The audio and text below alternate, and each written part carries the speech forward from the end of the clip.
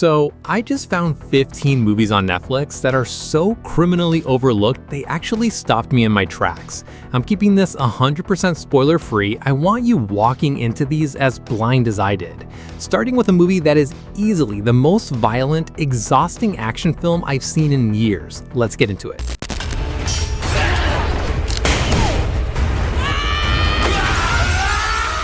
First up, and this is about as hard an opener as I could pick, if you think you've seen violent action movies, this one's going to reset your scale completely.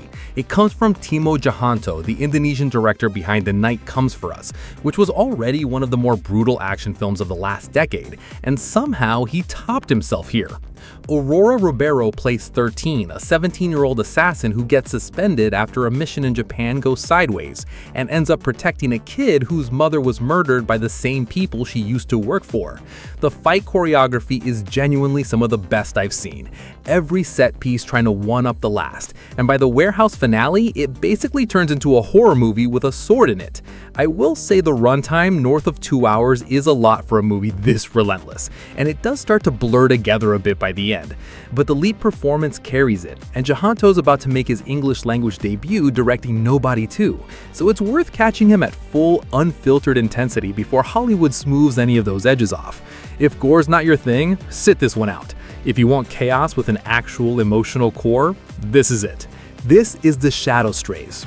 Now, hard pivot, because this next one is quiet and cold and somehow more unsettling than anything with a body count. Justine Triet directed this, and it won the Palme d'Or at Cannes in 2023, then went on to win the Oscar for Best Original Screenplay the following year. So it's not exactly hiding, but I still think a lot of people skipped it, assuming it was just another courtroom thriller. It isn't. A woman's husband is found dead outside their home, and instead of a tidy whodunit, the film spends over 2.5 hours picking apart a marriage in front of a courtroom full of strangers until you're not sure who to believe anymore, including her. Sandra Huller is the reason this works as well as it does. It's one of the best acting showcases I've seen in years, the kind where you forget you're watching a performance. It's long, it's talky, and it asks you to sit in real discomfort, but it earns every minute. This is the kind of movie you're still turning over 3 days later while doing the dishes. This is Anatomy of a Fall. Watch it with someone you trust, then side-eye them a little afterward. Excuse me? You don't have to go. I don't have to go where? Okay, this next one, I need you to trust me through some confusion. This is Charlie Kaufman, the guy who wrote Being John Malkovich and Eternal Sunshine of the Spotless Mind, adapting a novel by Ian Reid. And if either of those titles means anything to you, you already know we're not doing conventional storytelling here. It starts simply enough, a woman on a road trip with her boyfriend to meet his parents, and somewhere past the halfway mark, the whole thing quietly comes apart at the seams on purpose. Time stops behaving, characters age mid-scene, conversations spiral into full essays about loneliness and regret. Jessie Buckley and Toni Collette are both doing something genuinely unsettling here, Collette especially. And you will finish this thing confused, and that's kind of the point. It's a puzzle box that wants you thinking, not comfortable. It demands your full attention with zero distractions, and if you give it that, it lingers like a bad dream. This is I'm thinking of ending things. Don't watch it half asleep. The puppet! No, I'm not. I'm a real boy! Alright, deep breath because this next one is going to wreck you, and it's technically a kid's movie. Forget everything Disney taught you about this story. Del Toro moves it to fascist Italy, deals directly with grief, and treats a wooden puppet's existence like an actual philosophical crisis. It's stop motion, painstakingly built by hand, frame by frame, and it won the Oscar for Best Animated Feature the year it came out, which honestly feels like the one time that category got it exactly right.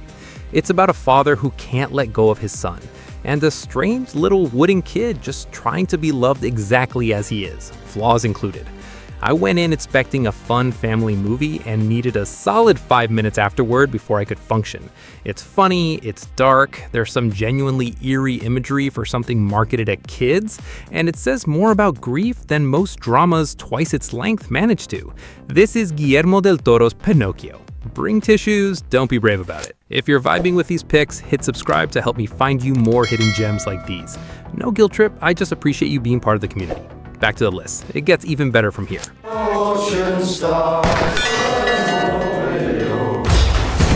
Now, a war movie you've probably never heard of, and that's honestly the reason it's on this list. This isn't some famous battle you covered at school. It's a true story that got buried for decades because it was inconvenient for pretty much everyone involved. Jamie Dornan leads this as an Irish army commander whose company gets sent on what's supposed to be a quiet UN peacekeeping job in the Congo in 1961, and instead ends up surrounded by thousands of well-armed mercenaries. It's tense, it's grounded, and it doesn't glamorize war the way a lot of blockbusters do. Their performances carry real weight because these guys feel like scared young men, not action heroes. There's no swelling score cueing your emotions, it just puts you in the dirt and lets the tension build on its own. If you like war films that feel more like a slow pressure cooker than a fireworks show, this one delivers. This is The Siege of Jadotville, and it's the kind of forgotten history that deserves a lot more conversation than it gets. Husband had absolutely nothing to do with this. He's a Muslim. I'm sorry? This next one made me genuinely angry, in the best way a movie can. Keira Knightley plays Catherine Gunn, a real GCHQ translator who, right before the Iraq War, discovered evidence that the US and UK were pressuring other countries to help spy on the UN Security Council to force through a resolution most of the public didn't want. Gavin Hood directs, and he keeps the tension entirely grounded. There's no big action set piece here. It's paperwork, phone calls, and courtroom stares. And somehow that's more nerve-wracking than most spy movies with actual explosions in them. Knightley carries every ounce of that pressure believably. You feel exactly what she stands to lose. It's the kind of film that leaves you sitting there afterward wondering what you'd actually do in her position. This is Official Secrets, a properly overlooked political thriller that deserves a much bigger spotlight than it got. Explosives. She was becoming someone I didn't know. Opportunistic diseases, anarchy. This next one made me completely reevaluate an actor I already thought I had figured out. Ethan Hawke's been doing this since the 80s, and he said this role scared him more than almost anything else he's done. And you can genuinely feel that in every frame. Paul Schrader wrote this, the same guy who wrote Taxi Driver and Raging Bull for Scorsese, and he's clearly still interested in men quietly falling apart, because that's exactly what Hawke's doing here as a small-town reverend counseling a struggling couple. What starts as a simple conversation spirals into something much heavier, involving faith, guilt, and honestly, the state of the entire planet. It's a slow burn in the truest sense, simmering until it doesn't let you breathe by the end. The writing is razor sharp, nothing's wasted. Every scene pulls you a little tighter towards something you can feel coming but can't quite predict. It's heavy, it's bleak in places, but it's one of the most quietly devastating performances of the last decade. This is First Reformed, not a comfort watch, but an unforgettable one. Alright, tonal whiplash because we're going from heavy drama straight into dark comedy chaos, and honestly, we need it. Macon Blair wrote and directed this, his directorial debut, and it won the Grand Jury Prize at Sundance, which for a movie this scrappy and weird is a pretty wild achievement. Melanie Lynskey plays a woman who's just done being a background character in her own life after her house gets broken into, and she teams up with her extremely strange, martial arts-obsessed neighbor, played by Elijah Wood, to track down the people who did it. What starts as a small revenge mission spirals into something way more violent than neither of them signed up for. It's got that low-budget indie charm where the humor's dry, the violence is sudden, and you genuinely can't predict where it's headed next. If you like weird little movies with teeth, this scratches that itch completely. This is I Don't Feel at Home in This World Anymore. Deeply weird, wildly underrated. Okay, prepare yourself for this one because it might be the most emotionally intense hour and a half on this whole list. Frank Kranz directed this, his first time behind the camera after years of acting in things like Cabin in the Woods, and the setup is deceptively simple. Two sets of parents sit down together in a small room to have a conversation neither of them wants to have. That's basically the entire movie. I'm not going to tell you what connects these two families, letting that unfold naturally is half of what makes it work, but it hits hard. Jason Isaacs, Martha Plimpton, Reed Birney, and Ann Dowd are all doing career-defining work here. The kind of acting that makes you forget you're watching a movie instead of eavesdropping on something painfully real. It's uncomfortable, it's heavy, and it demands your full attention and your emotional reserves. I watched this alone and needed a solid 20 minutes afterward just staring at a wall. This is Mass. Have tissues ready, and maybe don't watch it on the bad day. This isn't a war yet, but it could be soon. If you think documentaries are slow, this next one is a literal life-and-death thriller where the stakes are higher than any fictional movie on this list. And I see some of you already reaching for the skip button. Stay with me though, because this plays like an actual thriller and every second of it is real. Orlando von Einsiedel directed this and it earned an Oscar nomination for it, following the Rangers protecting one of the last homes for critically endangered mountain gorillas in the Democratic Republic of Congo. Their job isn't just fending off poachers, it's dodging armed militia and a corrupt oil company circling the park, in a region already sitting on a powder keg. Nothing here is manufactured for drama. These are real people risking their lives for animals that can't protect themselves. And the editing genuinely rivals fictional thrillers. There are moments of pure heartbreak and moments of real hope, sometimes within the same 5 minutes. If documentaries usually put you to sleep, this one's the exception. It's beautifully shot, well-researched, and it'll make you furious about things you probably had no idea were happening.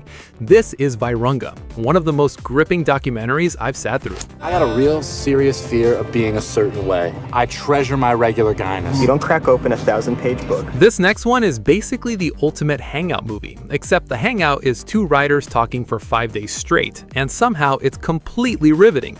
James Ponsell directs this dramatization of a real 1996 Rolling Stone interview.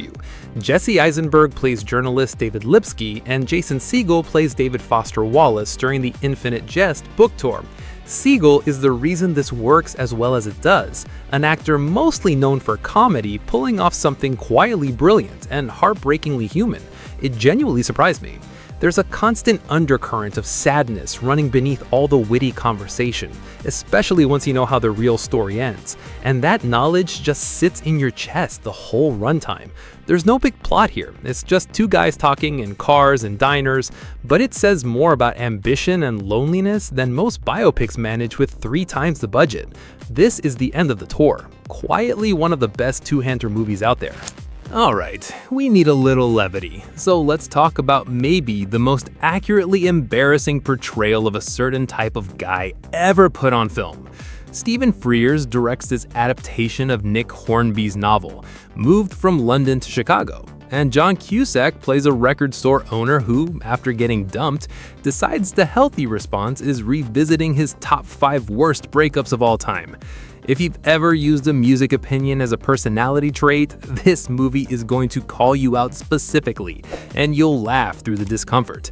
It talks directly to camera in a way that somehow works perfectly, and underneath all the record store banter, there's an honest look at commitment issues and emotional immaturity. Jack Black, in a breakout supporting role, is doing insane comedic work here, genuinely some of the best side character energy in any romantic comedy. The soundtrack alone is worth a watch. It's basically a mixtape with a plot. This is high fidelity. Painfully funny, painfully accurate. I never agree to follow your rules. If I follow your rules, it means that I'm agreeing that you have the right to give me rules. This next one people slept on hard, and it deserved a much bigger conversation when it came out. Kristen Stewart, in one of her first dramatic roles after the Twilight franchise wrapped, plays a young soldier stationed at Guantanamo Bay. Guarding detainees she's specifically told not to humanize, in an environment openly hostile to her just for being a woman doing the job. What unfolds is a tense, slow-building relationship with one particular detainee, played by Payman Moadi, that blurs every line you'd expect a movie like this to draw clearly. It's quiet, it's uncomfortable, it asks more questions than it answers, and it doesn't let either side off easy. Stewart's performance is stripped down and restrained in a way that lets the tension of the setting do the heavy lifting, and visually, it uses the cold geometry of the location to box everyone in emotionally as much as physically. It's a small film, one location, limited cast, and it packs a genuinely uncomfortable punch that sticks with you. This is Camp X-Ray, underseen and worth every minute of discomfort. My name is Vincent Cocotti. I work as consul for Mr. Blue Boyle, the man your son stole from. Time to have some actual fun, because this next one is pure unfiltered 90s crime movie energy. Quentin Tarantino wrote the script before Reservoir Dogs even came out, actually sold it to help fund that movie, and Tony Scott directed it, so you get Tarantino's dialogue filtered through Scott's glossy, kinetic style. Christian Slater plays a comic shop worker who falls for a woman he barely knows, played by Patricia Arquette, decides to rescue her from a genuinely terrifying pimp, and ends up on the run with a suitcase full of cocaine and dreams of California. The cast is absurd. Gary Oldman shows up nearly unrecognizable as that pimp, Val Kilmer plays the actual ghost of Elvis giving advice, and there's a scene between Christopher Walken and Dennis Hopper that's one of the best two-actor showdowns in 90s cinema. It's romantic, it's brutal, endlessly quotable, and it moves like a freight train from start to finish. If you love crime movies with heart underneath the chaos, this is essential. This is true romance, a certified classic that somehow still flies under the radar. And okay, last one, and I need you to trust me completely here. Clint Bentley directs this adaptation of Dennis Johnson's novella, following Joel Edgerton as an ordinary logger and railroad worker living through the early 1900s. No big dramatic twists, just birth to death, loneliness, love, and loss quietly folded into each other. That might sound boring on paper, I promise you it's the opposite. Men bras to the knees. Edgerton earned a Golden Globe nomination for this, and it's easy to see why. He says almost everything through silence and small glances, the kind of understated acting that sneaks up on you. Will Patton narrates the whole thing, and it somehow makes an ordinary life feel like a genuinely epic story worth telling. By the end, you'll feel like you lived an entire lifetime alongside this guy. It's poetic without feeling pretentious, grounded without feeling boring, and visually it's gorgeous from start to finish. This is the kind of quiet movie that sneaks into your head and stays there for days. This is Train Dreams. Save it for a quiet night. It deserves your full attention. Before you go, if you thought this list was criminally underrated, wait until you see what's hiding on Prime Video. I spent 2 weeks digging through that library, and I've got 10 sci-fi movies that the platform is basically burying on purpose. Go watch that one next. Thanks for hanging out with me. This channel only works because of this little community of movie-obsessed people, so like the video, subscribe if you're new, and I'll see you in the next one.